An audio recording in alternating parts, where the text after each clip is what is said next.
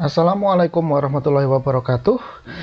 Bertemu lagi dengan saya Didik Kurniawan, dan kita masih melanjutkan pembahasan kita dengan topik pembelajaran di mata kuliah akuntansi biaya dengan tema cost of quality atau biaya kualitas.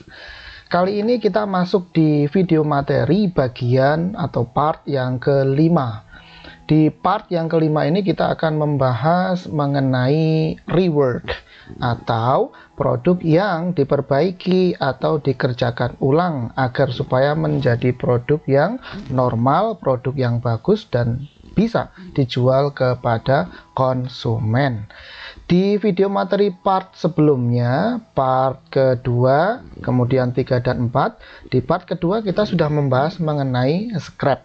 Kemudian di part ketiga dan keempat kita membahas mengenai spoiled product, yaitu produk yang rusak atau cacat. Nah, sekarang di part yang kelima kita membahas tentang rework. Sebelum masuk ke situ, coba kita bertanya dan kita merenung. Kira-kira apakah perusahaan itu, kalau ditanya gitu ya, apakah perusahaan itu mau apabila memiliki spoilage product dan rework product? Jawabannya pasti perusahaan akan menjawab, oh tidak, saya tidak menginginkan adanya spoiled product dan rework. Kenapa? Karena itu merupakan loss on production. Karena itu menunjukkan adanya kerugian yang disebabkan oleh karena proses produksi yang tidak bagus. Oke. Nah, sekarang kalau pertanyaan itu kita ganti, pertanyaannya kita ganti dengan scrap. Apakah perusahaan itu ingin atau willing to atau mau apabila dia memiliki scrap yang banyak? Jawabannya adalah, oh tentu saja tidak. Ya, tentu saja tidak. Kenapa kok perusahaan itu kemudian tidak ingin atau tidak menginginkan bahwa perusahaan itu punya scrap yang banyak? Kan scrap itu kan pasti punya salvage value, punya nilai jual. Namun kenapa perusahaan tidak ingin memiliki scrap yang banyak? Kan kalau banyak scrap berarti salvage value-nya makin besar, makin banyak, sehingga kemudian income-nya, revenue-nya juga bertambah. Kan gitu logiknya. Tapi kenapa perusahaan tidak ingin atau tidak hendak memiliki scrap dalam jumlah yang besar? Jawabannya adalah karena scrap itu menunjukkan efisiensi dan inefisiensi atas penggunaan suatu material. Kalau material yang digunakan itu dapat dipakai dengan seefisien mungkin, artinya masuk material katakanlah misalkan 3 meter, ya 3 meternya dipakai semua, oh itu bagus sekali. Ya, itu bagus sekali. Tapi andai kata misalkan menggunakan atau memasukkan input berupa kayu misalkan 3 meter, tapi kemudian scrapnya 1 meter, nah itu jelas pemborosan. Itu inefisiensi.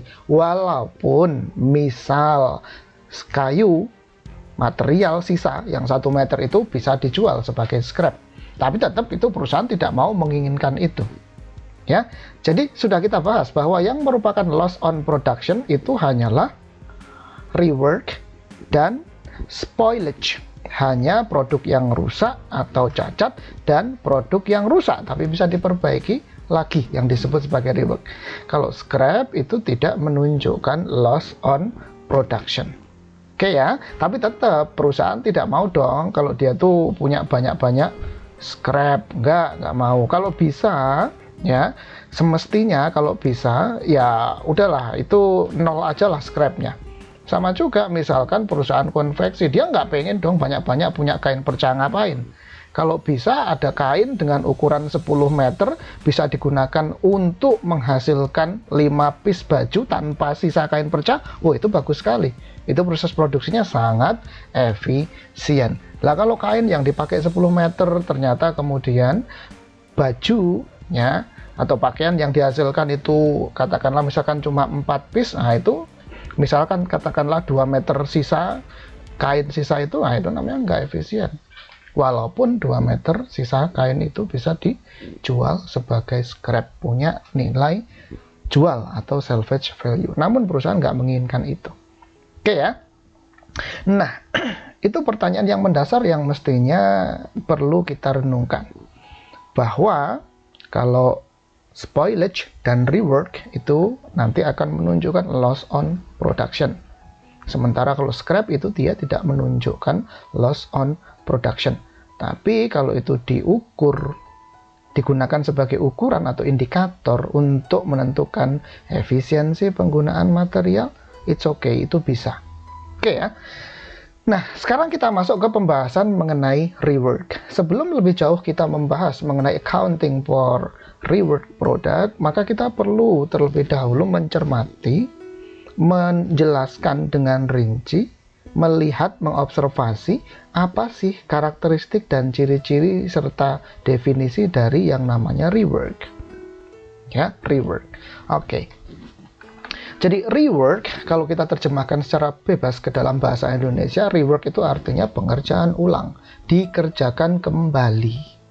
Nah, sehingga terminologi rework di dalam cost of quality atau biaya kualitas memiliki maksud bahwa ketika ada rework products atau produk yang di rework, maka maksudnya adalah barang atau produk tersebut itu dikerjakan ulang atau diperbaiki. Kenapa? Ya jelas, kenapa kok harus dikerjakan ulang, kenapa harus diperbaiki? Karena produk tersebut itu mengalami kerusakan atau kecacatan atau tidak sesuai dengan standar yang dipersyaratkan. Itu penyebabnya. Oke. Nah, kemudian pertanyaannya, loh Pak, kok ini kenapa? Rework itu kan berarti kan sama-sama rusak atau cacat. Tadi spoiled product itu artinya juga produk yang rusak atau cacat kan gitu. Nah, kalau begitu apa bedanya? Gitu ya. Nah, perbedaannya terletak pada bisa atau tidaknya atas produk yang rusak atau cacat itu kemudian diperbaiki atau dikerjakan ulang. Apabila produk yang rusak atau cacat itu tidak bisa diperbaiki, tidak bisa dikerjakan ulang, atau bisa namun tidak cost justified, maka itu disebut sebagai spoiled product atau spoilage.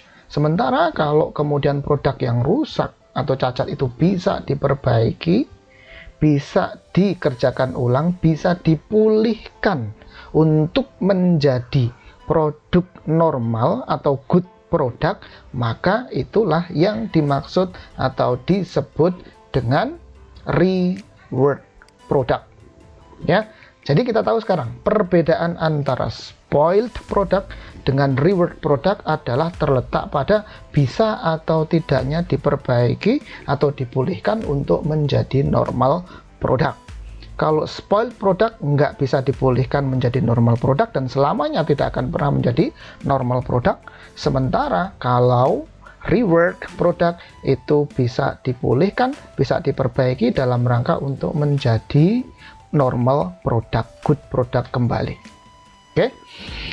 Nah, jadi rework produk itu pasti bisa diperbaiki dan dikerjakan ulang lagi agar kemudian produk yang rusak atau cacat tersebut bisa memenuhi standar produksi menjadi good product atau normal product.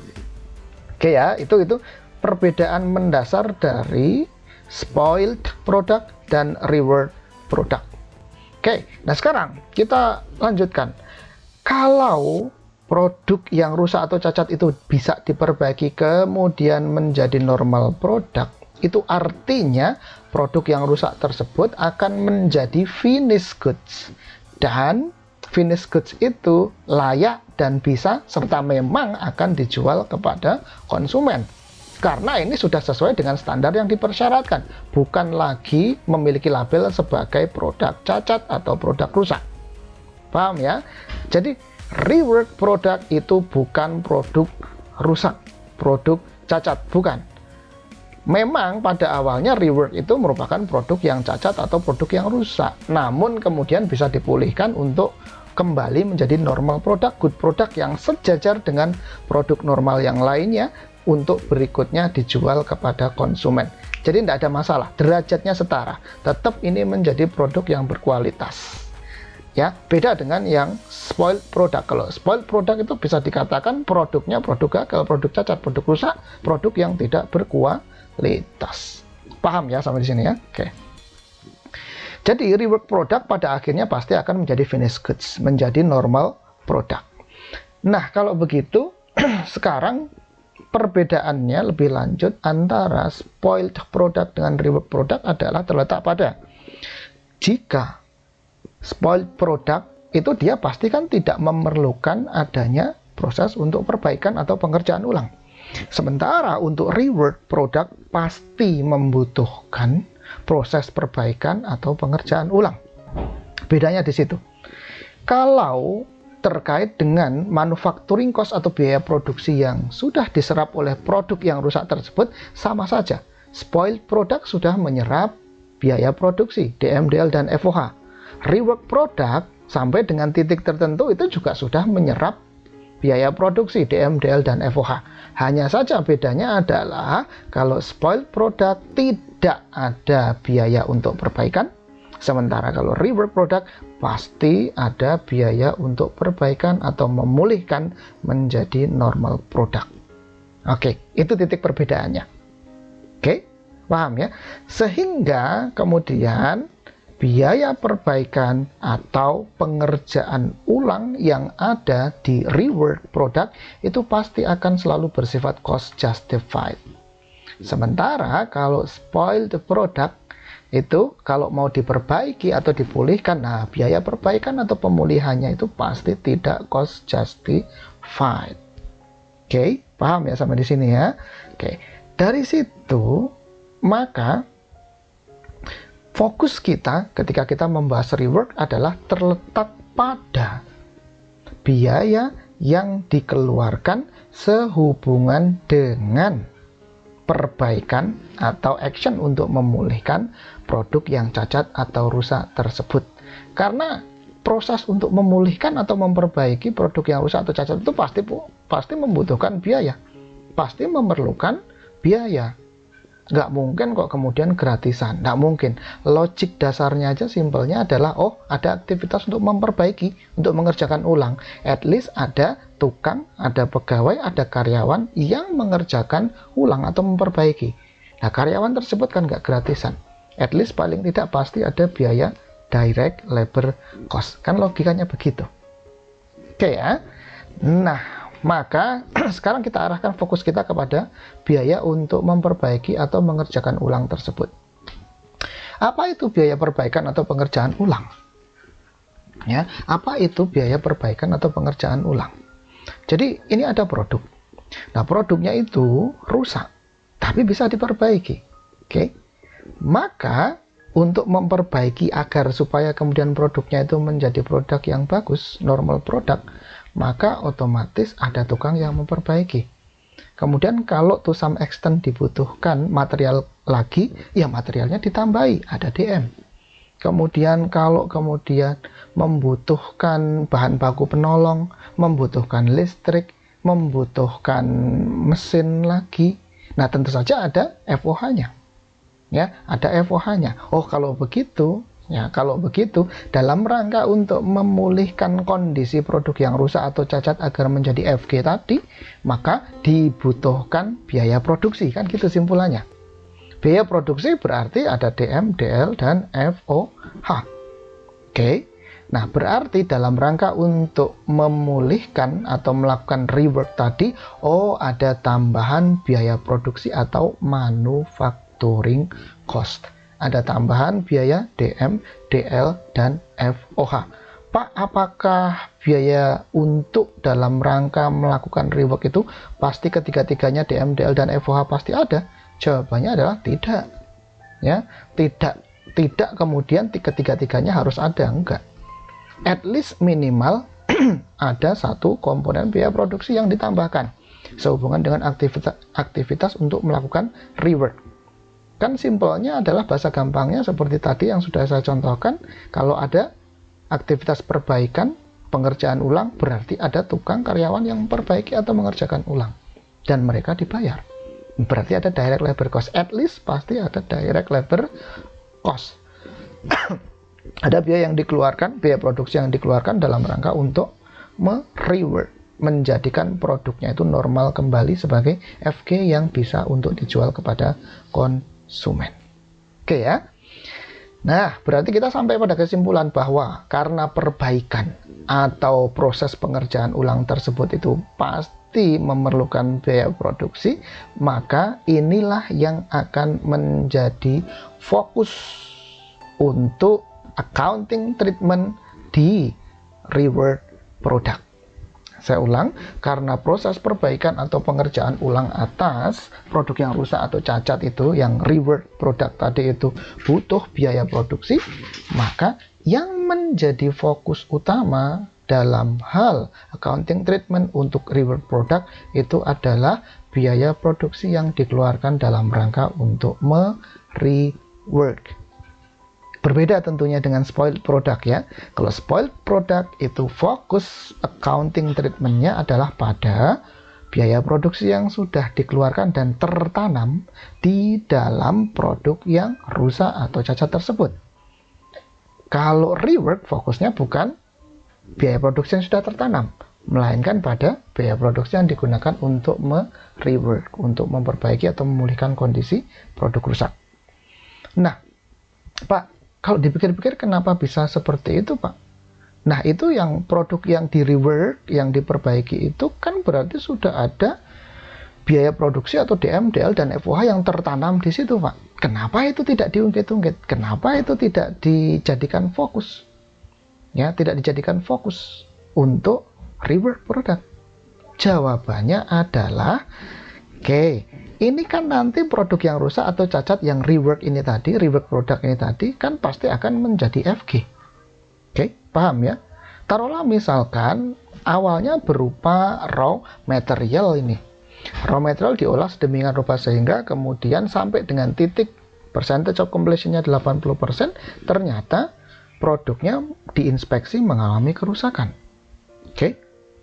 Nah, atas produk yang 80% selesai itu kemudian diperbaiki. Nah, pertanyaannya adalah apakah DM, DL, dan FOH yang sudah dikeluarkan sampai dengan titik 80%, dari 0 sampai 80% percentage of completion-nya itu kemudian menjadi tidak berfungsi? Jawabannya adalah, oh ya berfungsi dong Pak. Lah iya berfungsi. Produk yang tidak cacat pun, produk yang tidak rusak pun, dari percentage of completion 0 sampai dengan 80% tetap juga akan menggunakan DM, DL, dan FOH. Kan gitu. Nah, hanya saja untuk rework produk ini, ketika berada di titik 80% percentage of completion-nya, maka kemudian produk itu, bayangkan produk itu diambil dari proses produksi, kemudian dioprek dulu, diperbaiki dulu, di-rework dulu. Nah, itu untuk mengoprek atau merework, memperbaiki itu ada biaya produksinya. Kemudian setelah, oh ini sudah bagus nih produknya gitu ya, sudah bagus ini produknya, sudah oke, sesuai dengan standar. Nah, produk yang diambil tadi ketika percentage of completion-nya 80% tadi dimasukkan kembali ke dalam sistem produksi. Nah, kemudian mengikuti alur 20% sisa untuk menjadi FG. Kan sama toh? Berarti ibaratnya adalah 0 sampai 80% biaya produksi itu normal. Kemudian 80 sampai 100% biaya produksi yang ditambahkan itu juga normal. Hanya saja bedanya dengan normal produk adalah kalau normal produk itu tidak ada DM, DL, dan FOH yang ditambahkan sehubungan dengan untuk melakukan proses pemulihan atau rework tadi. Paham ya? Berbeda dengan spoiled product. Kalau spoiled product misalkan di titik 80%, oh barangnya rusak atau cacat. Diinspeksi, ini ada raw material, diolah, diproses sedemikian rupa sehingga kemudian sampai ke titik 80%. Ketika dicek di titik 80%, dilihat, oh barangnya rusak atau cacat. Bisa diperbaiki enggak? Bisa dipulihkan enggak? Oh enggak bisa. Oh ya sudah, dibuang. Nggak bakal dilanjutkan ke titik 100% percentage of completion-nya. Enggak. Berarti yang 80% produk rusak ini nggak bisa diperbaiki, dibuang. Kan gitu. ya, dibuang. Kalau begitu buang itu kan nggak bisa sembarangan. Kenapa? Karena sudah ada DM, DL, dan FOH yang ditambahkan mulai dari titik 0% sampai 80%. Nah, itu harus dipertanggungjawabkan. Paham ya? Itu titik perbedaannya. Kalau rework enggak, 0 sampai 80% udah dipertanggungjawabkan juga. 80 sampai 100 dipertanggungjawabkan juga. Dipertanggungjawabkan di mana? Di produk yang memang sudah menjadi FG, normal product. Hanya saja kalau rework tadi kan diambil dari sistem untuk diperbaiki. Sistem produksi diambil dari sistem produksi, diperbaiki terlebih dahulu, baru dimasukkan lagi, kan gitu. Jadi ada tambahan biaya produksi untuk merework atau memperbaiki atau memulihkan. Paham ya? Jadi kita dapat simpulan bahwa fokus untuk biaya kualitas untuk rework produk adalah pada DM, DL, FOH atau biaya produksi yang ditambahkan dalam rangka untuk memperbaiki produk supaya menjadi normal produk. Oke, nah itu pembahasan kita mengenai ciri-ciri, sifat, dan karakteristik dari rework produk.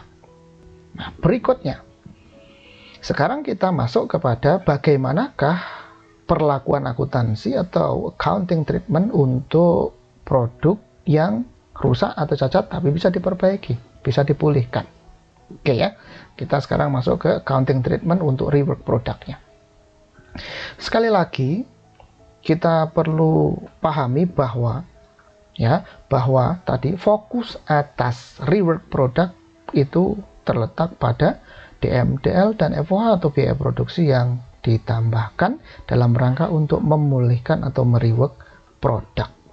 Oke, sehingga nanti pencatatan atas rework produk juga akan berfokus pada biaya produksi yang dikeluarkan dalam rangka untuk melakukan perbaikan atau pengerjaan ulang atas produk yang cacat tersebut agar supaya menjadi FG yang bisa dijual kepada konsumen.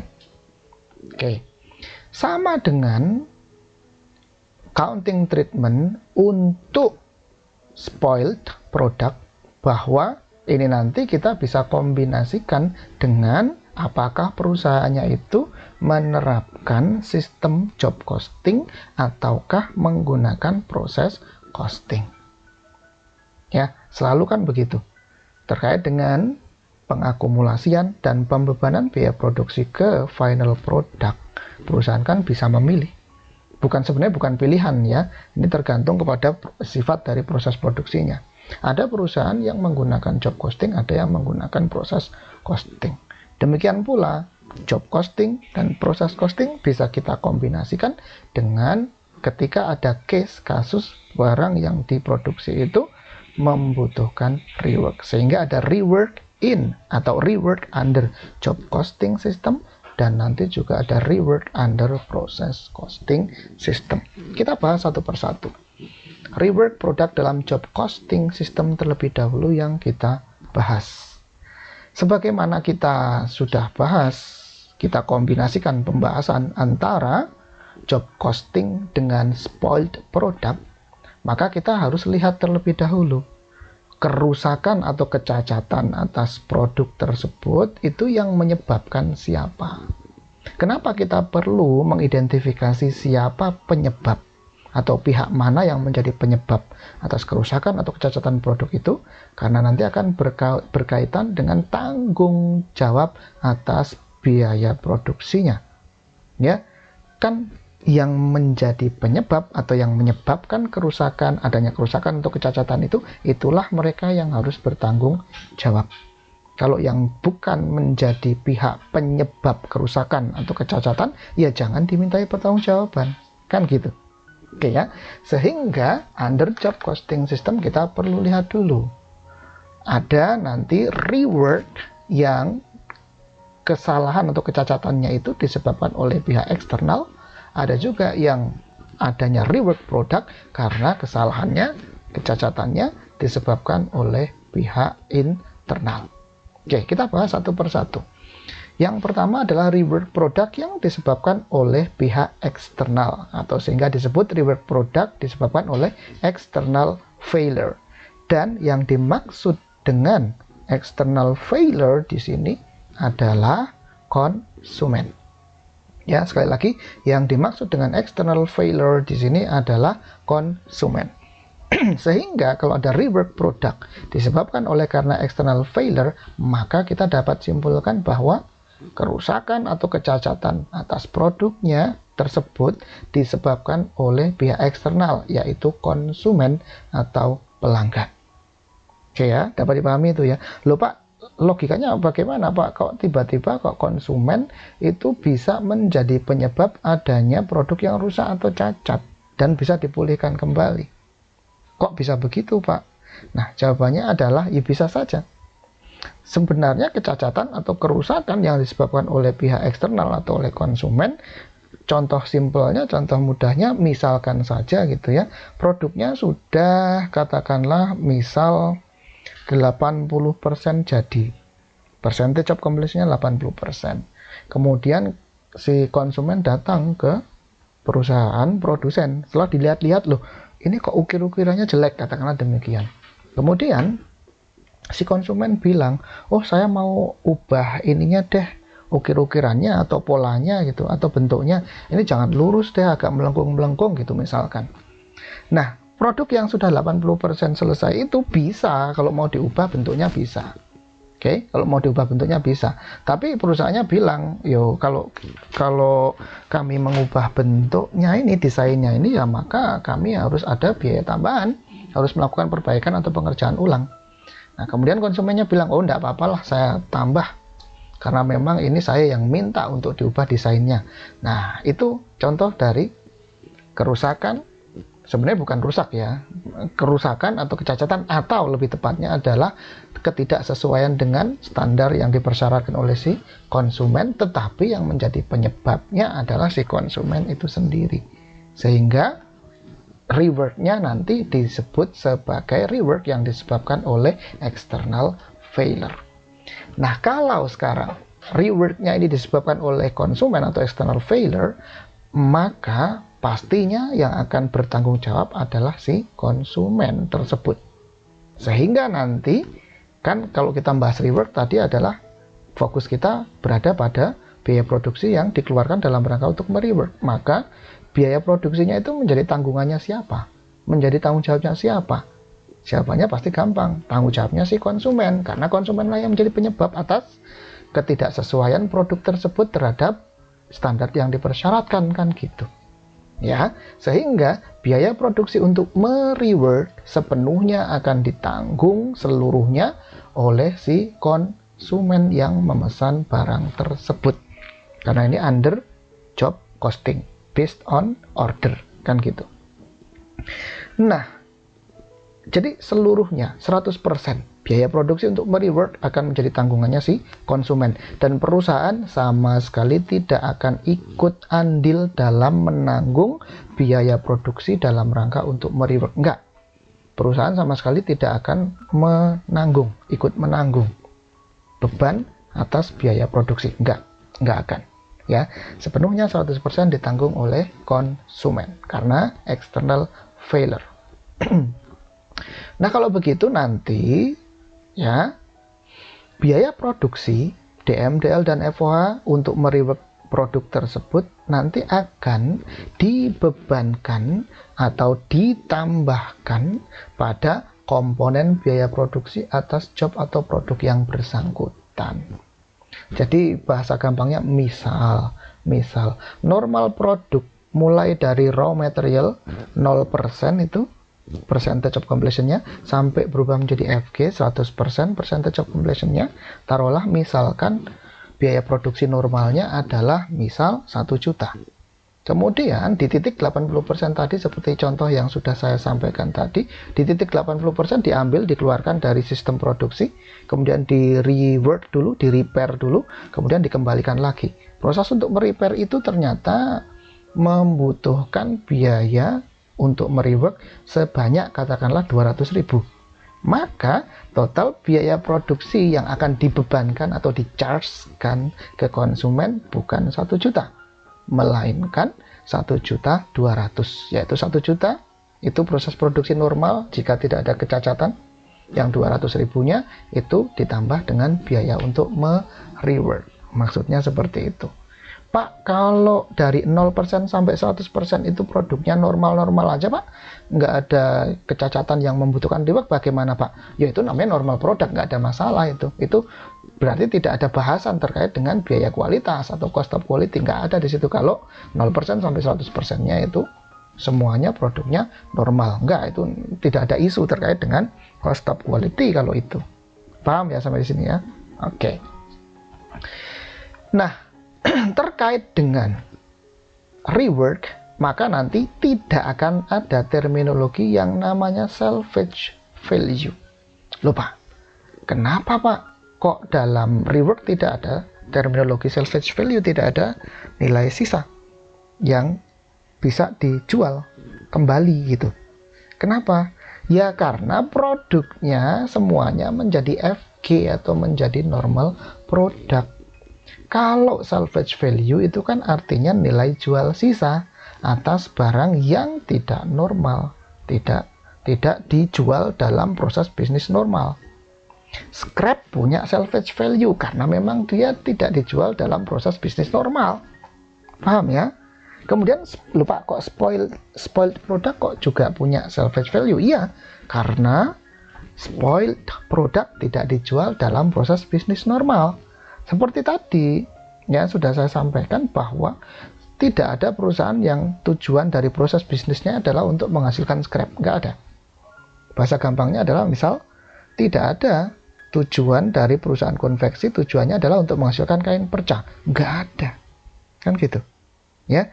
Jadi, scrap dan spoiled product itu mungkin saja punya salvage value. Akan tetapi kalau rework product nggak akan punya salvage value. Ya, kenapa? Karena reworknya itu setelah di rework produknya itu akan menjadi normal product. Paham ya sampai di sini ya? Nah, kemudian pencatatan akuntansi untuk rework produknya itu seperti apa? Sebagaimana sudah kita bahas di video materi sebelumnya.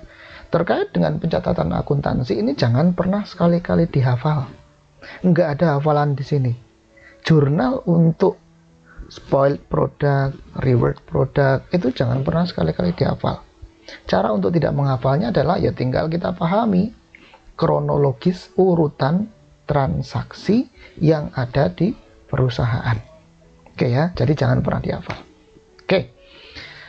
Yang pertama, urutan transaksinya adalah pasti terkait dengan pembebanan biaya produksi. Tentu saja sebelum rework. Kalau contoh saya tadi misalkan raw material 0% persentase penyelesaiannya sampai dengan 80%. Nah, ketika diinspeksi di titik 80%, titik 80% itu disebut sebagai point of inspection, namanya POI, point of inspection. Itu ternyata produknya rusak atau cacat. Nah, otomatis kan tetap dong dari 0% sampai dengan 80%, percentage of completion-nya itu sudah menelan biaya produksi berupa DM, DL, dan FOH. Nah, ini harus dicatat dong. Tidak boleh diabaikan. Sehingga ada pencatatan untuk pembebanan biaya produksi sebelum rework. Ya, yaitu ada direct material, direct labor, dan FOH. Dibebankan kemana? Dibebankan ke work in process. Paham ya? Dan kemudian nanti ketika sudah di rework dari titik 80% sampai dengan titik 100% alias menjadi FG, raw materialnya sudah paripurna, diolah sehingga berganti nama menjadi FG, maka itu nanti DM, DL, dan FOH-nya juga harus dibebankan. Sehingga di sini ya work in process sebelum memperhitungkan rework di sini maksudnya adalah biaya produksi dari normal ya, dari 0% sampai dengan 100%. Ini belum menginclude, belum ada inklusi biaya untuk merework, biaya produksi untuk merework. Oke, berikutnya. Nah, ini Pak, atas produk yang rusak atau cacat ini kan tadi di rework, maka timbul atau muncul biaya produksi dalam rangka untuk merework atau muncul cost of rework. Nah, cost of rework-nya secara lengkap, komplit, kalau lengkap berarti ada komponen DM, DL, dan FOH. Dibebankan kemana? Kan gitu pertanyaannya. Karena ini pembahasan kita di sini tadi adalah external failure, penyebab dari kesalahan atau kecacatan produksi itu adalah dari konsumen, maka yang menanggung biaya rework tentunya adalah konsumen. Ya, caranya gimana supaya konsumennya yang menanggung biaya untuk mereworknya? Ya tinggal ditambahkan saja di dalam work in process. Paham ya? Jadi kan tadi di titik 80% barangnya diambil, kemudian di repair. Nah, ongkos atau biaya produksi untuk merepairnya itu ketika kemudian barangnya itu sudah dipulihkan, ya tetap ditambahkan ke dalam FG-nya. Seperti saya contohkan, kalau produksi normal itu biaya produksinya 1 juta. Ini 1 juta berarti yang ini. Kemudian karena ada biaya rework, maka nanti 200.000-nya, tadi contoh saya 200.000 itu ditambahkan ke dalam work in process juga. Karena external failure. Nah, ini jurnal untuk pembebanan biaya rework. Nah, ketika produknya itu sudah paripurna selesai, komplit, 100% percentage of completion-nya, maka akan muncul langkah transaksi berikutnya adalah pengakuan atas produk yang telah selesai. Gimana pengakuan produk yang sudah selesai? Ya tentu saja WIP-nya akan dikredit dan muncul finished goods. Kan gitu. Nah, karena ini external failure, maka total work in process yang dibebankan ke finished goods, total biaya produksi yang dibebankan ke finished goods adalah total biaya produksi untuk memproses supaya menjadi normal product tanpa atau without rework ditambah dengan cost of rework. Oke, ini harus ditambahkan. Bukan hanya yang jurnal yang WIP-nya bukan hanya yang ini saja. Kalau yang diinklusi ke finished goods di sini cuma WIP 1 aja, WIP dari jurnal yang transaksi pembebanan biaya produksi yang ini aja sebelum rework ini, maka itu namanya normal product tanpa adanya rework. Nah, itu tidak bisa. Kenapa? Karena ini prosesnya, kesalahannya disebabkan oleh karena konsumen atau external failure. Jadi ya konsumen yang menanggung. Ini kan ketika ini masuk di finished goods di sini, maka artinya biaya produksi normal dan biaya produksi untuk merework ini semuanya sudah terakumulasi di finished goods. Paham ya? Karena ini external failure. Dan nanti kan ujung-ujungnya nanti ini akan dibayar oleh si konsumen. Ketika kapan? Ketika produknya itu diambil atau dijual kepada konsumen. Sehingga transaksi yang terakhir adalah penjualan produk. Ya, penjualan produk. Jurnal untuk penjualan produk ya sama aja, COGS pada FG, account receivable atau cash pada sales revenue. Ingat bahwa COGS yang di sini adalah mencakup COGS biaya produksi untuk menghasilkan produk normal plus biaya produksi untuk merework tentunya. Ya, karena FG-nya di sini kan tadi FG untuk normal product plus FG untuk rework, sehingga di sini COGS-nya pun juga sama. Paham ya sampai di sini ya? Oke. Nah, ini jurnal-jurnal yang ada ketika kemudian perusahaan itu mendapati ada produk yang rusak atau cacat dan bisa di rework under job costing system dan kesalahannya itu disebabkan oleh external failure.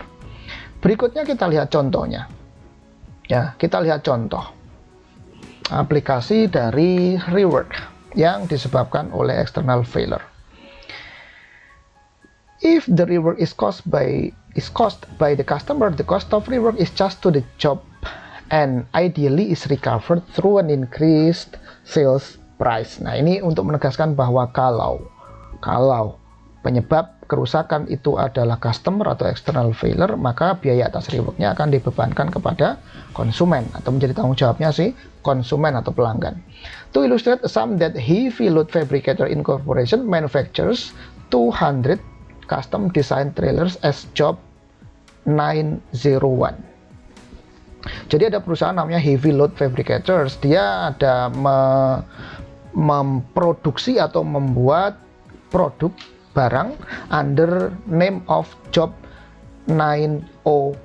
Ada job 901. Nah, kemudian job 901 itu diperuntukkan bagi customer yang bernama Haul It Rentals Corporation. Nah, biaya produksi yang sudah dibebankan ke job 901 terdiri dari DM, DL, dan FOH, yang mana total biaya produksi yang sudah dibebankan ke produk yang rusak atau cacat ini sebelum di rework adalah $200.000. Ini total biaya produksinya. Oke. Before the trailers are shipped, the customer decides the trailers need suspension springs heavier than those originally specified in its order, because some renters are expected to haul heavy loads over rough terrain. Jadi ini ceritanya perusahaan si konsumen, yaitu si Haul It Rentals Corporation ini, ternyata ini nanti akan dipakai oleh konsumen saya, konsumennya si Haul It Rentals ini untuk mengangkut beban yang sangat berat. Kalau begitu springnya, suspensionnya atau shock breakernya lah bahasa gampangnya gitu ya, itu harus diperkuat. Kalau cuman pakai spek yang sebelumnya ini kayaknya nggak kuat. Wah, ini harus diganti dan dipasang lagi pakai suspension springs yang lebih kuat.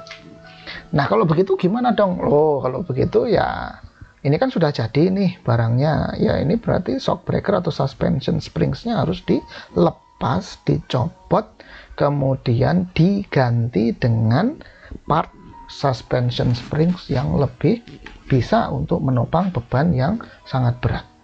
Kalau begitu gimana dong? Ya ini ada rework, berarti ada proses untuk merework.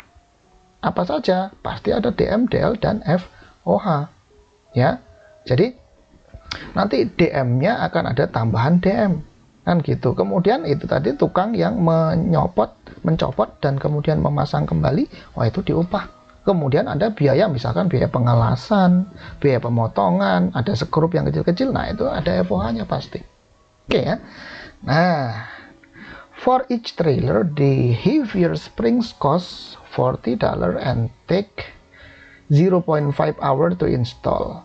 As a result, the following rework costs are added to job 901. Ini adalah biaya produksi dalam rangka untuk merework. Ada DM, DL, dan FOH.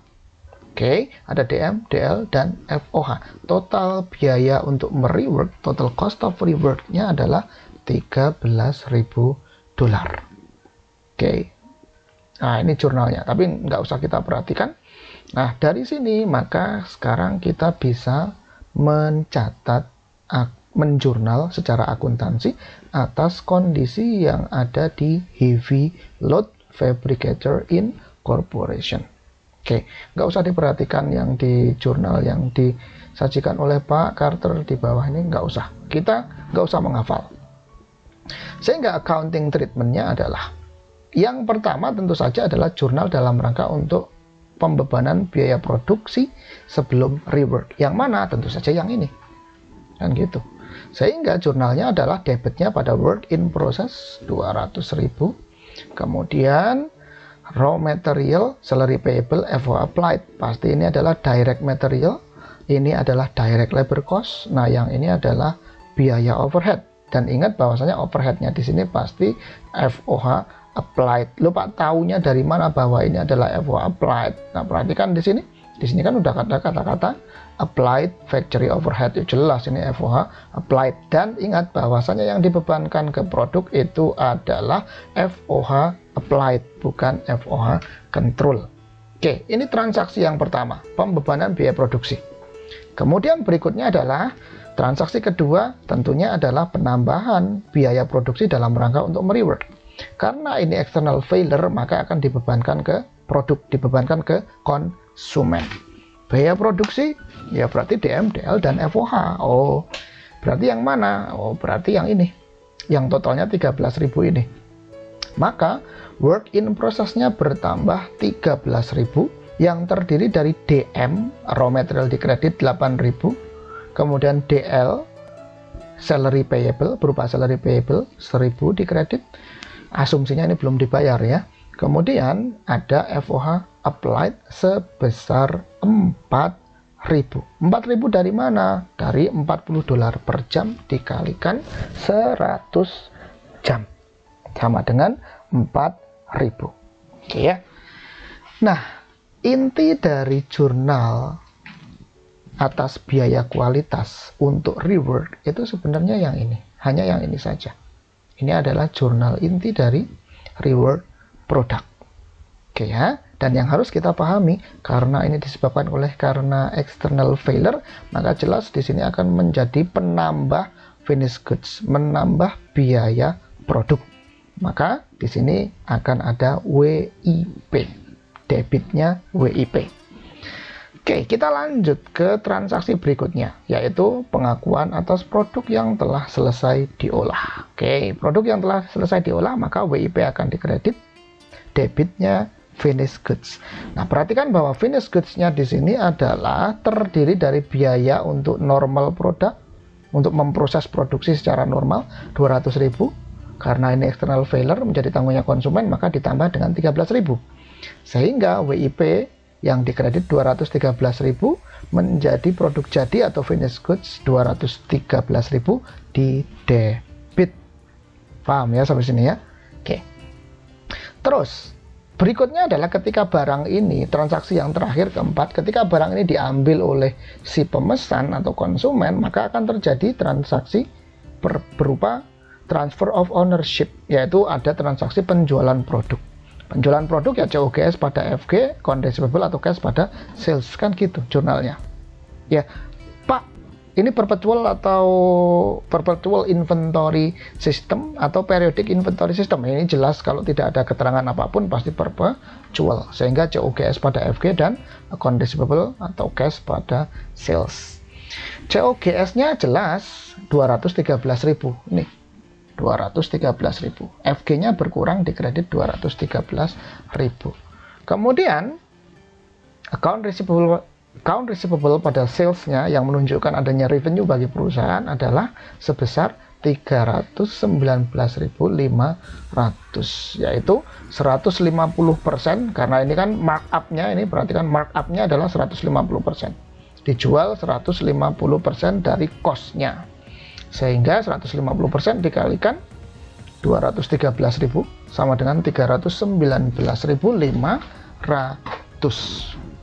Oke, jadi ini dibebankan kepada si konsumen. Andaikan ini tidak dibebankan kepada si konsumen, maka nanti FG-nya bukan 213.000, melainkan cukup 200.000 saja. Oke.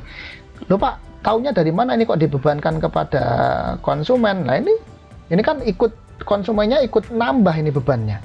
Kenapa? Karena ini plus 50% plus markup 50% dikalikan 13.000. Kan gitu. Jadi ini menunjukkan semakin mahal ini biaya atau harga beli yang harus dibayarkan oleh si konsumen. Makin mahal. Kenapa? Karena external failure, ada biaya untuk merework dan itu menjadi tanggungannya si konsumen. Paham ya sampai di sini ya? Oke, jelas. Nah, ini adalah rework yang disebabkan oleh karena external failure.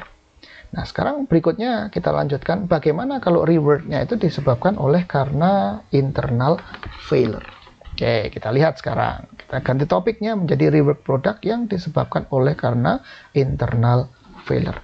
Kalau disebabkan oleh karena internal failure, maka kerusakan atau kecacatan yang dialami produk tersebut yang walaupun nanti kemudian akan di-rework ya, dipulihkan, itu penyebabnya bukan karena kesalahan si konsumen, melainkan karena kesalahannya si pihak internal, yaitu si produsen atau perusahaan itu sendiri. Loh Pak, kok bisa kesalahannya disebabkan oleh karena perusahaan itu sendiri atau pihak internal? Ya mungkin saja. Contohnya adalah misal ternyata itu di karyawan di bagian produksi itu ada karyawan yang baru, belum terlatih, belum terampil, belum begitu ahli. Terus ternyata pas dia mengolah produk, memproses barang itu, ternyata ada sedikit kesalahan dan kemudian barangnya menjadi cacat atau rusak. Nah, fortunately, untungnya produk yang rusak atau cacat itu bisa diperbaiki. Ya, nah kalau begitu dalam case yang seperti ini jelas itu penyebabnya bukan pihak eksternal atau bukan konsumen, melainkan karyawan perusahaan, which means itu adalah pihak internal. Perusahaan lah yang harus bertanggung jawab tentunya. Oke ya, sehingga kalau disebabkan oleh pihak internal dan kemudian membutuhkan biaya untuk merework, kan fokus kita kan biaya yang digunakan untuk merework, maka biaya produksi untuk mereworknya pasti yang akan bertanggung jawab adalah si perusahaan. Sepenuhnya, semuanya, seluruhnya biaya produksi yang dikeluarkan dalam rangka untuk merework itu akan menjadi beban si produsen atau perusahaan tersebut. Pelanggan atau konsumen sama sekali tidak boleh dibebani dan ikut menanggung atas kesalahan atau biaya untuk melakukan perbaikan atau rework tersebut. Enggak. Konsumen sekali-kali tidak boleh dibebani dengan cost of rework. Enggak boleh sama sekali. Oke? Paham ya? Nah, biaya produksi atas rework produk itu akan menjadi beban perusahaan. Itu kata kuncinya. Ya. Karena yang bertanggung jawab adalah perusahaan, maka cost of rework akan menjadi bebannya perusahaan. Nah, sekarang kita pikirkan, menjadi bebannya perusahaan itu maksudnya bagaimana? Apakah menjadi expense atau nanti menjadi penambah COGS atau bagaimana, kan gitu. Pokoknya menjadi beban perusahaan. Nah, sekarang ini kan produknya kan rusak atau cacat ketika menjalani proses produksi. Ya, ketika menjalani proses produksi. Dan kemudian cost to rework itu kan terdiri dari DM, DL, dan FOH. Kan gitu. Ada DM, DL, dan FOH. Nah, sekarang pertanyaannya adalah biaya produksi, manufacturing cost dalam rangka untuk merework itu mau ditambahkan kemana? Kalau ditambahkan ke direct material, itu nanti artinya ditambahkan ke WIP. Nggak boleh. Kalau WIP itu kan punyanya konsumen. Nah, nanti kalau kemudian WIP-nya ditambahi sehubungan dengan DM untuk merework, padahal ini kesalahannya perusahaan, yaitu nanti FG atau cost of produknya menjadi meningkat. Ya, nggak boleh, padahal kan ini bukan kesalahan, bukan menjadi bebannya si konsumen. Nggak boleh. Jadi nggak bisa ditambahkan ke WIP. Ya, nggak bisa ditambahkan ke WIP. Oh Pak, kalau begitu ditambahkan ke COGS saja bagaimana Pak? Nggak bisa juga. Kenapa? Nggak bisa. Karena COGS itu harus menunjukkan adanya transaksi berupa transfer of ownership. Nah, barangnya ketika produknya ini rusak atau cacat dan akan di-rework, apakah barangnya sudah dijual? Jawabannya adalah, oh ya belum Pak. Nah, kalau belum, ngapain kok ditandingkan dengan COGS? Nggak bisa. Ya, tidak akan bisa. Oh, berarti sekarang alternatifnya tinggal FOH. FOH itu kan kayak semacam akun tampungan gitu ya. FOH. Oke, FOH ada dua, FOH applied dan FOH control, kan gitu. Nah, yang manakah yang akan dipakai? Tentu saja FOH control. Nggak mungkin FOH applied. Kenapa Pak? Kok tidak mungkin di FOH applied? Karena kalau FOH applied itu nanti ujung-ujungnya akan dibebankan ke WIP. WIP akan dibebankan ke FG ketika sudah jadi. Sudah selesai. Nah, FG nanti akan dibayar oleh si konsumen. Lah, kalau begitu ya itu nanti namanya menjadi yang menjadi tanggungannya si konsumen. Ya nggak boleh, wong ini internal failure bukan external failure. Jadi yang pas, yang paling tepat adalah FOH control. Jadi beban loss on production process, loss on production yang berupa cost of rework ini nanti akan menjadi beban perusahaan, yaitu menjadi penambah dari FOH control. Ya, menjadi penambah FOH control. Oke. Biaya produksi atas rework produk ini nggak akan menjadi bagian dari FG, nggak boleh. Kalau sampai dimasukkan ke WIP, itu nanti otomatis akan jadi bagian dari FG. Menjadi bagian dari FG artinya harga beli yang dibayar oleh konsumen menjadi lebih tinggi, menjadi lebih mahal. Ya, menjadi lebih tinggi atau menjadi lebih mahal. Oke. Nah, itu nggak boleh dong. Kenapa? Karena internal failure. Perusahaan bertanggung jawab dong. Jangan konsumennya yang diminta tanggung jawab. Konsumennya tidak ada kesalahan apapun. Kan gitu. Pak, ini kan si konsumen kan nggak tahu Pak. Tadi kan kasusnya di contohnya itu adalah ada perusahaan yang tidak terampil, kurang ahli, kemudian berbuat kesalahan, membuat produknya menjadi cacat atau rusak. Kan konsumen kan nggak tahu. Emangnya konsumen setiap hari itu ngeliatin proses produksinya? Kan enggak. Ya, kan enggak. Paling datang di awal dan di akhir aja. Kalau begitu Pak, itu bisa aja dong Pak perusahaannya itu kemudian membebankan internal failure, cost of reward-nya itu dibebankan aja ke produk Pak. Dibebankan ke konsumen, suruh bayar konsumen. Kan bisa Pak, nggak ketahuan Pak. Jawabannya adalah bisa. Bisa saja dan itu sangat mungkin sekali. Tetapi ingat, itu namanya perusahaannya tidak amanah, tidak jujur, tidak berintegritas. Nah, tapi kan nggak tahu Pak, biarin aja konsumennya nggak ngerti. Jangan salah. Setiap ketidakjujuran, ketidakamaнаhan itu nanti akan mendatangkan efek negatif. Sesuatu yang tidak baik pasti nanti akan menghasilkan efek negatif, dampak negatif. Loh Pak, caranya gimana kok bisa mendatangkan efek negatif atau dampak negatif? Loh iya, ketika kemudian internal failure, cost of reward-nya ini ikut dibebankan ke finished goods, artinya dibebankan konsumen suruh bayarin reward-nya tadi, padahal ini kesalahannya perusahaan, kan otomatis harga beli yang harus dibayarkan oleh konsumen lebih mahal. Oke, ngerti ya? Lebih mahal. Kalau biayanya lebih mahal, memang si konsumen nggak protes dan nggak ngerti atau nggak tahu gitu loh. Tapi kan dia bisa merasa, saya pesen barang X gitu ya. Saya pesen barang X ke PT ABC, kok ini saya hitung-hitung cost per unitnya kok jadinya 1 juta per unit ya. Kok saya ngobrol-ngobrol dengan teman-teman itu biasanya barang kayak begini ini biasanya cost per unitnya itu, harga belinya itu cuma sekitar 900.000. Kok di perusahaan ini kok 1 juta ya, kan gitu. Akhirnya dia konfirmasi ke teman-temannya, kemahalan itu. Simpulan dari diskusi itu menyatakan bahwasanya PT ABC itu harganya kemahalan. Kemudian si konsumen ini kan dia akan, ya sudahlah, kalau begitu kalau mau pesan lagi jangan ke PT ABC. Nah, si konsumen ini akan cerita ke temennya akan cerita ke temennya lagi akan cerita ke temennya lagi berikutnya. Akhirnya semua orang tahu bahwasanya ini PT ABC ini nggak jujur, harganya kemahalan. Jangan pesan ke PT ABC, pesan aja ke PT EGZ. Nah, kalau begitu ceritanya, dalam jangka panjang, in the long run, itu nanti perusahaan si PT ABC yang tidak jujur, tidak amanah itu akan bangkrut karena tidak ada konsumen yang mau ngorder ke PT ABC. Paham ya? Jadi setiap ketidakamaнаhan, setiap ketidakjujuran itu pasti akan mendatangkan efek negatif. Dan akuntansi sudah memberikan guidance, sudah memberikan rambu-rambu. Ini loh, kalau external failure ya memang konsumen yang harus bertanggung jawab. Tapi kalau internal failure, konsumen jangan diminta bertanggung jawab gitu loh. Ya, dan itu sudah diwadahi di dalam konsep yang bagus di sini. Oke, paham ya? Nah, berikutnya kita lanjutkan.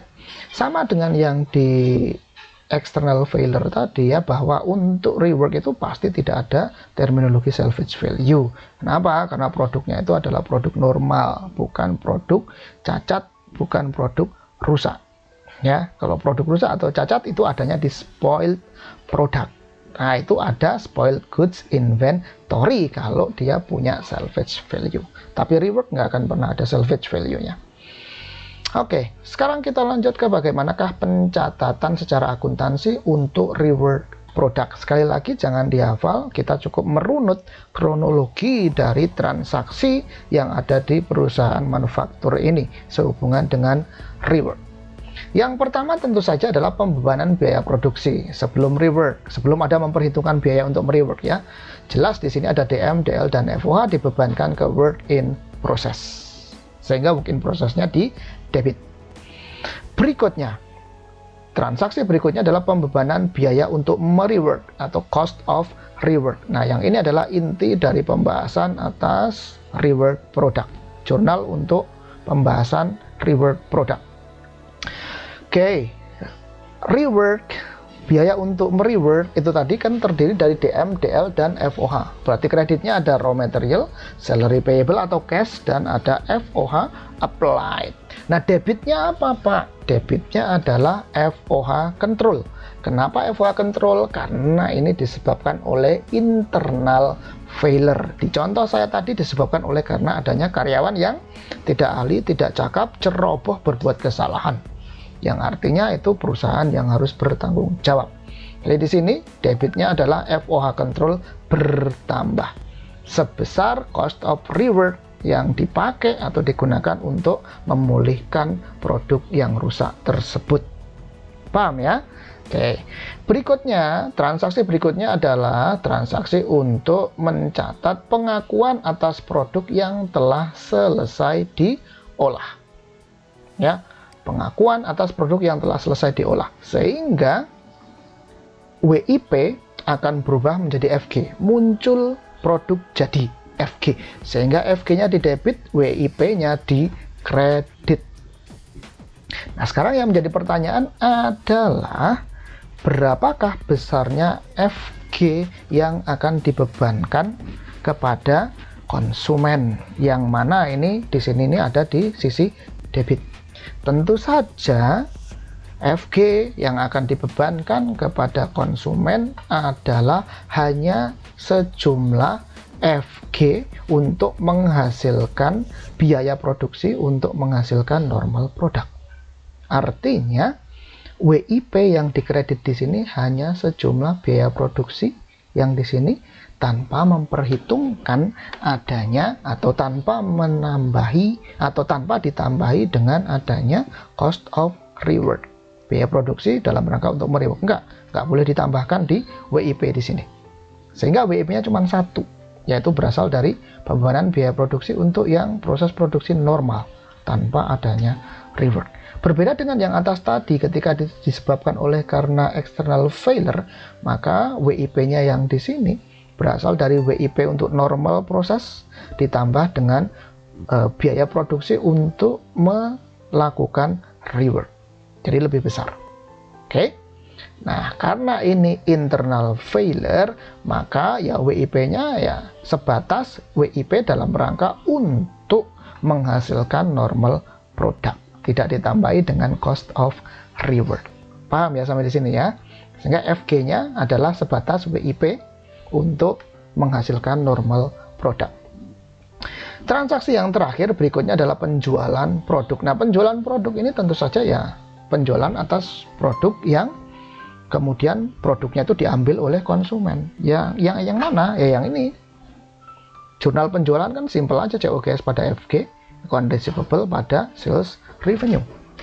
Nah, yang harus diperhatikan di sini bahwa ini FG-nya yang dibebankan kepada konsumen sebagai COGS ini hanya mencakup biaya produksi untuk normal production process tanpa ada tambahan cost of rework karena kesalahannya disebabkan oleh perusahaan atau adanya internal failure.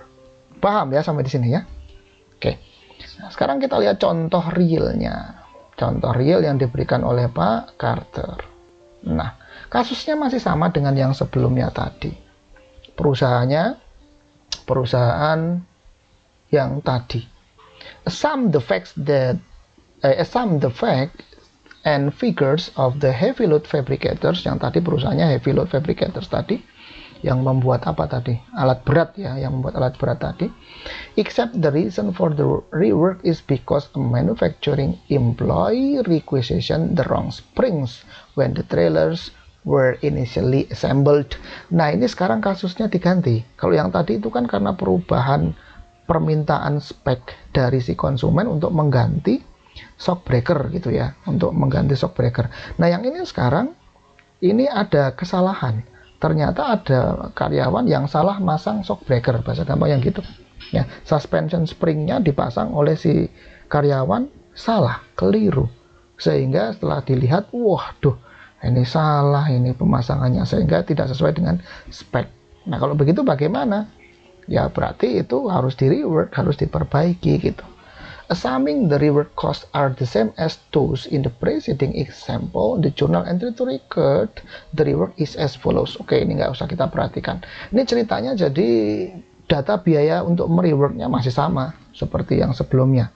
Dan kemudian data untuk normal production process juga sama biaya produksinya.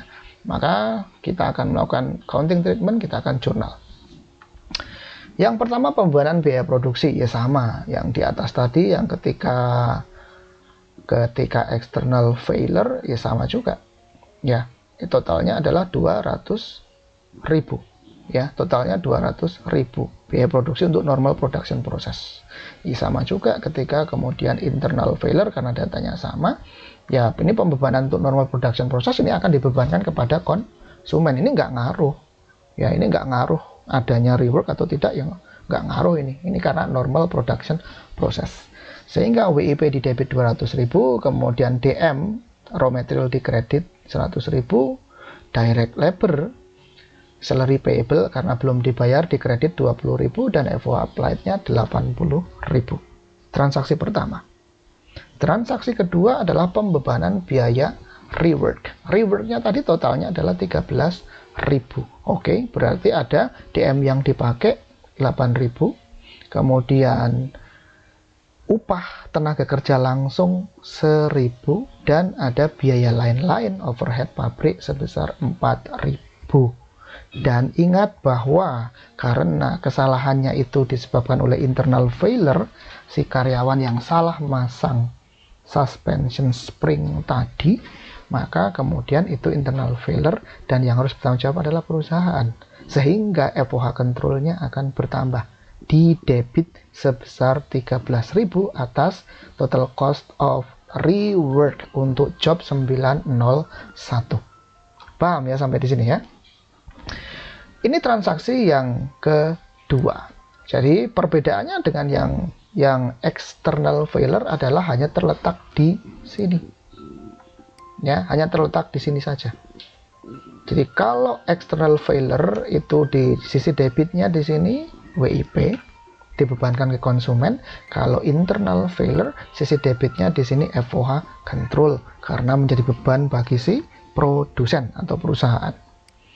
Oke, transaksi berikutnya yang ketiga adalah untuk mencatat pengakuan atas produk yang telah selesai diolah. Oke, berarti FG di debit, WIP di kredit. Nah, perhatikan bahwa WIP yang di kredit hanyalah sejumlah 200.000 yang ini saja, tanpa melibatkan tambahan cost of rework. Karena cost of reworknya yang membayar adalah si produsen atau perusahaan.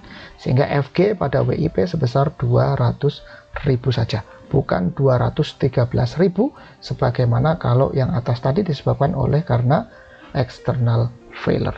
Ya, karena internal failure maka hanya 200.000 yaitu cost of normal production process.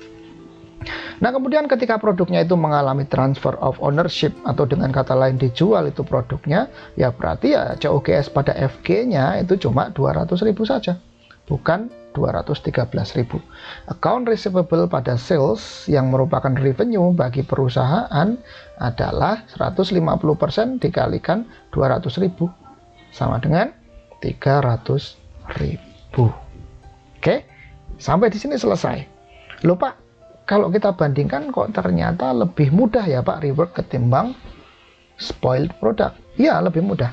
Ya, karena fokus rework itu hanya kepada biaya produksi, DM, DL, dan FOH yang ditambahkan sehubungan dengan biaya untuk merework kan gitu.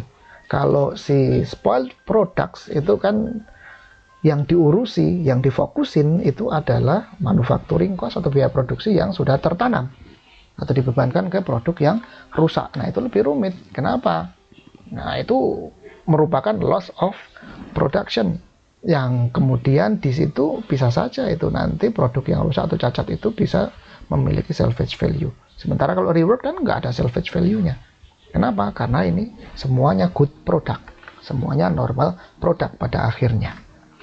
Oke, paham ya sampai di sini ya? Nah, sekarang yang terakhir. Yang terakhir kita akan lihat bagaimana kalau rework itu dikombinasikan dengan proses costing. Atau dengan kata lain, bagaimana Pak kalau perusahaannya itu menerapkan sistem pembebanan biaya produksi, sistem akumulasi dan pembebanan biaya produksi secara proses costing. Bagaimana itu reworknya? Oke, kita lihat. Pada intinya, rework produk dalam proses costing system itu konsepnya sama aja dengan spoilage. Bukan spoilage ya, ini sama saja konsepnya dengan rework. Ya, dengan rework pada job costing system. Tetapi reworknya itu yang internal failure. Sama dengan yang pas kita bahas di video materi sebelumnya, spoiled produk pada perusahaan yang menerapkan proses costing system, maka spoiled produk mekanisme atau accounting treatmentnya itu akan sama dengan job costing yang disebabkan oleh karena internal failure. Demikian juga dengan rework. Jadi pada intinya accounting treatmentnya nanti itu akan sama dengan proses costing apabila akan sama dengan job costing system, rework pada job costing system apabila disebabkan oleh karena internal failure. Kenapa Pak kok bisa begitu? Karena ingat, proses bisnis di perusahaan yang menerapkan proses costing itu merupakan company driven production process. Artinya yang bertanggung jawab, yang menginisiasi, yang melaksanakan, yang melaporkan, dan yang bertanggung jawab atas semua proses produksi itu sepenuhnya menjadi kontrol atau wewenang dari si perusahaan. Tidak ada sama sekali campur tangan dari konsumen atau pihak eksternal dalam hal proses produksi. Sehingga disebut sebagai company driven production process. Nah, kalau begitu, kalau ada kesalahan atau kecacatan atas produk dan kemudian membutuhkan pengerjaan ulang atau perbaikan atau rework, maka jangan bawa-bawa konsumen. Ya, jangan bawa-bawa konsumen. Jangan kemudian konsumen ikut dimintai pertanggungjawaban. Enggak. Kenapa? Karena ini 100% company driven production process. Beda dengan job costing. Kalau job costing itu customer driven production process. Artinya bisa saja itu nanti kesalahan atau kecacatannya disebabkan oleh si konsumen. Kenapa? Karena konsumen punya andil dalam menentukan proses produksi di job costing system. Paham ya? Oke, dalam proses costing, rework produk itu seluruhnya pasti akan disebabkan oleh internal failure. Kenapa? Karena perusahaan 100% mengontrol proses produksi dan tidak ada campur tangan sama sekali dari konsumen atau customer dalam hal proses produksi. Jadi kalau ada kesalahan, pasti itu internal failure. Jadi nggak usah dibahas, dalam proses costing disebabkan oleh karena external failure. Itu akan aneh dan tidak make sense, nggak logik, nggak masuk akal. Mana ada perusahaan menerapkan proses costing, tapi kecacatan atau kesalahan atau produk yang rusaknya disebabkan oleh konsumen. Nggak akan pernah ada itu dan akan aneh kalau seandainya ada. Paham ya sampai sini ya? Oke. Maka dari itu, seluruh biaya produksi atas rework produk pastinya dong akan dibebankan ke perusahaan, atau dalam hal ini sama dengan yang rework pada job costing, internal failure akan dibebankan ke FOA control. Artinya FOA controlnya akan bertambah di debit. Paham ya? Nah, rework produk di dalam proses costing itu tidak akan menambah jumlah fisik outputnya. Jadi tidak ada tambahan komponen output di step yang pertama kalau kita melihat COPR atau Cost of Production Report. Sama aja dengan yang di job costing tadi. Rework itu tidak akan menambah jumlah output kuantitas produk. Enggak akan. Kenapa? Ya karena produknya itu kan normal-normal saja. Endingnya kan menjadi good product, normal product. Jadi misalkan kalau konsumen datang ke PT ABC minta dibuatkan katakanlah 100 unit produk. Nah, ternyata ada 10 unit produk yang rusak disebabkan oleh internal atau eksternal, ya tetap aja itu nanti yang 10 unit itu, produk yang rusak itu tadi akan diperbaiki, akan dipulihkan, akan di rework, sehingga yang di deliver kepada konsumen tetap 100 unit kan gitu ya, tetap 100 unit. Jadi nggak akan menambah kuantitas output produk, nggak akan. Sehingga kalau kita lihat di COPR, maka di sisi outputnya itu tetap aja sama dengan sisi inputnya, tidak ada penambahan. Ya, tidak akan ada penambahan. Berbeda dengan spoiled product. Kalau di spoiled product, tadi di video materi part keempat sudah kita bahas, under process costing, itu nanti di sisi outputnya itu ada tambahan satu komponen lagi, yaitu unit spoiled. Pada dasarnya intinya isi dari sisi output, hasil kinerja proses produksi itu kan cuma dua aja. Yang sudah selesai namanya units completed and transferred out, dan unit yang belum selesai menjadi units in ending inventory. Nah, kalau spoiled product, komponen dari sisi output ditambah satu, yaitu unit spoiled. Nah, untuk rework enggak ada tambahan sisi output, enggak ada kemudian units rework ditambahkan sebagai komponen dari sisi output, enggak ada itu. Enggak boleh. Kenapa? Karena produknya ya enggak ada penambahan kuantitas, karena yang rusak tadi bisa di rework gitu loh. Paham ya sampai sini ya? Oke. Nah, sehingga pencatatan akuntansi untuk spoiled product secara kronologisnya akan menjadi sebagai berikut. Pada intinya sama dengan yang di job costing ya. Yang pertama, pembebanan biaya produksi sebelum rework ya, sama WIP pada raw material, cash atau salary payable, dan FOH applied. Ini pembebanan biaya produksi sebelum rework. Kemudian ketika ada rework, maka pembebanan biaya untuk merework atau cost of reworknya adalah, dan pasti karena proses costing pasti ini internal failure, maka jelas debitnya adalah FOH control.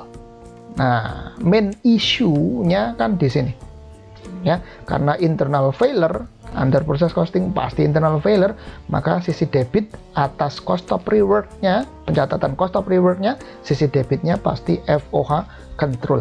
Kemudian sisi kreditnya adalah ya biaya produksi yang dikeluarkan, dibebankan, dibayarkan dalam rangka untuk rework, yaitu ada DM, DL, dan FOH. Selanjutnya transaksi berikutnya adalah pengakuan atas produk yang telah selesai diolah atau diproses. Ya jelas FG pada WIP. WIP-nya yang mana? WIP-nya jelas hanya WIP yang untuk pemrosesan atau pengolahan normal production process tanpa ada penambahan cost of rework. Kenapa? Karena internal failure. Cost of rework-nya sudah diserap, sudah dibebankan oleh si perusahaan dengan menambahkan FOH control di sisi debit. Kemudian transaksi yang terakhir adalah penjualan produk. Ya, penjualan produk. Ya, penjualan produk ya seperti biasanya saja, yaitu FG, COGS pada FG, kemudian account receivable atau cash pada sales revenue. Nah, sampai di sini selesai. Jadi sekali lagi inti dari jurnal akuntansi untuk rework itu adalah yang saya kotakin yang ini. Ini intinya. Dan under process costing pasti debitnya FOH control. Tapi kalau under job costing system, kalau disebabkan oleh internal failure, pasti di sini FOH control. Kalau disebabkan oleh external failure, maka di sini work in process atau harus dibebankan kepada konsumen. Oke, paham ya sampai di sini ya? Kemudian, Pak, apakah kalau kita mengerjakan soal terkait dengan rework dan juga spoiled product, yang mana perusahaannya itu menggunakan sistem akumulasi pembebanan biaya produksi itu proses costing, apakah harus kita buat terlebih dahulu cost of production report? Jawabannya adalah tidak harus. Tetapi yang jelas kita membutuhkan perhitungan atas equivalent unit. Kemudian yang kedua, kita butuh perhitungan atas cost per equivalent unit. Baru setelah dari situ, maka kita bisa menghitung berapakah finished goods atau normal product yang akan dibebankan ke konsumen. Paham ya sampai di sini ya? Oke. Nah, sampai di sini pembahasan kita sudah tuntas, sudah selesai paripurna semua terkait dengan accounting for reward product. Dan sekali lagi, kalau kita belajar akuntansi biaya, jangan pernah sekali-kali menghafal. Yang penting kita harus paham. Kalau kita paham, maka dengan sendirinya kita akan hafal. Dan hafalannya bersifat long lasting kalau kita paham. Jadi jangan sekali-kali dihafal. Dan ternyata setelah kita bahas, setelah kita ulas, kan ternyata mudah. Jurnal terkait dengan reward ini pun ini juga yang paling gampang, ya. Dan kita juga tidak perlu menghafal karena kita tinggal mengurutkan secara kronologis urut-urutan transaksi peristiwanya. Oke, kalau begitu sudah selesai. Saya berharap ini bisa bermanfaat, bisa mudah dipahami dan bisa bermanfaat. Oke, terima kasih. Assalamualaikum warahmatullahi wabarakatuh.